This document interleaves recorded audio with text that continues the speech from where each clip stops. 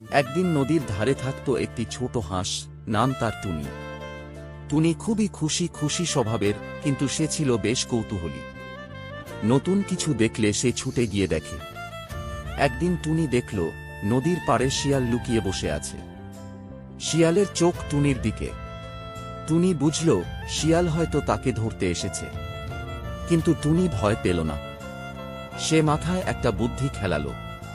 টুনি জোরে ডাকে, কাকু শিয়াল, আজ নদীতে একটা বড় কুমির এসেছে। সে বলছে যে তাকে খাবার এনে দেবে তাকে সে নদী পার করিয়ে দেবে। তুমি কি তাকে দেখেছ?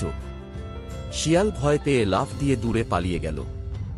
মনে করল সত্যি কুমির এসেছে। শিয়াল পালিয়ে যেতেই টুনি হেসে ফেলল।